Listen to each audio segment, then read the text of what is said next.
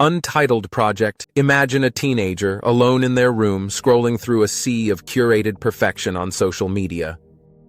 Their chest tightens with anxiety, self-worth shrinking in comparison to peers who seem more successful, more beautiful, more fulfilled. A dark fog settles in. What's the point of all this? Why even try? In this moment of despair, if Friedrich Nietzsche, 19th century philosopher, iconoclast, and master of existential thunderbolts, could sit down beside them, what would he say? First, Nietzsche would not offer comfort in the traditional sense. He was no sentimentalist. He would not pat your back and say, everything will be okay. Instead, he'd say something more shocking, more daring. Good. You suffer? Then you are alive. Now let's make it mean something. Embrace the abyss.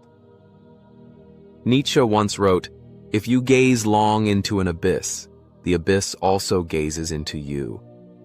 For a depressed teen, this abyss is all too familiar, a gnawing void of meaning, a sense that life is pointless.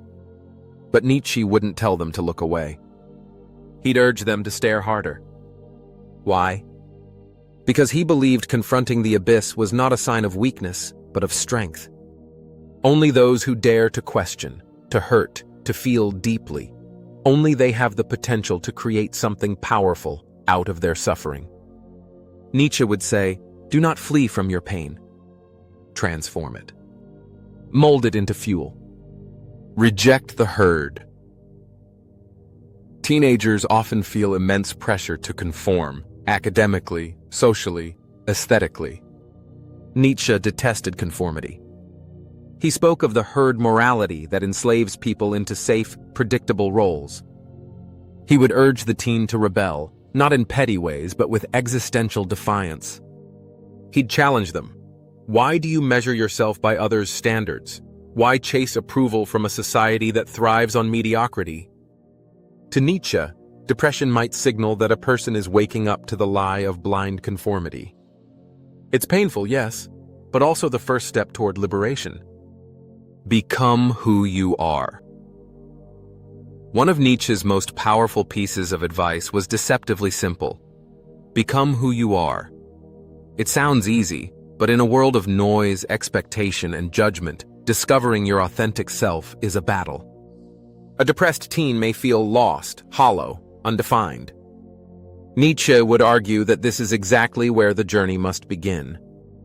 Identity, in his view, is not something you find. It's something you forge.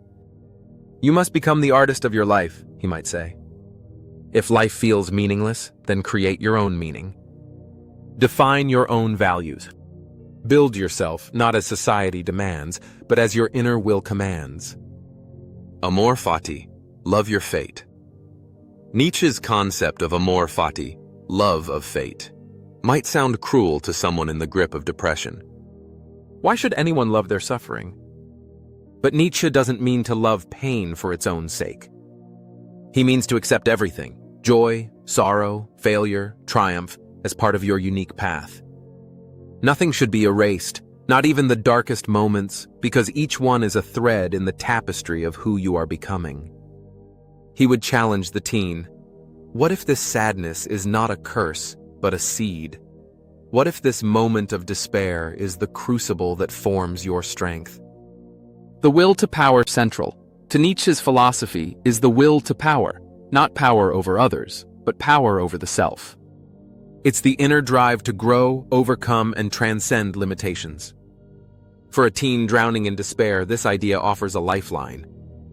Nietzsche would not tell them to be happy. He didn't care much for passive happiness. Instead, he'd ask, can you turn this pain into resolve? Can you rise even if crawling and say, I will not be defeated? This is not about denying darkness, but rising despite it. It's about turning wounds into weapons. Art, music, and creation. Nietzsche saw art as salvation. He believed the chaos of life becomes bearable when filtered through beauty. A teen struggling to cope might find solace not in explanations, but in expression, through music, writing, painting, movement. He might say, when words fail, sing. When the world feels absurd, draw your rebellion. Make something, anything. Turn your pain into a protest against meaninglessness. The Übermensch ideal.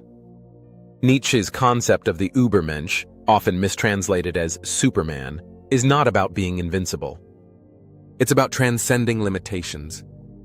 The Übermensch is someone who, despite everything, creates meaning in a world without inherent meaning.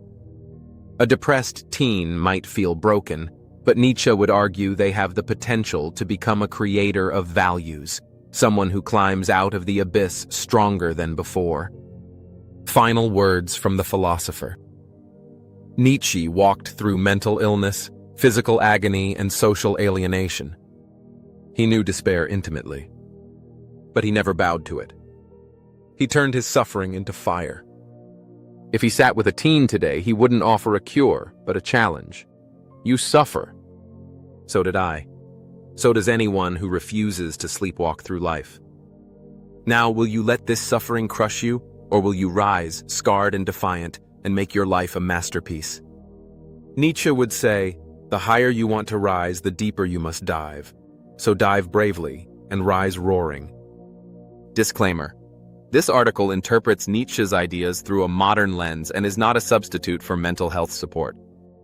If you or someone you know is struggling with depression, please seek help from a mental health professional.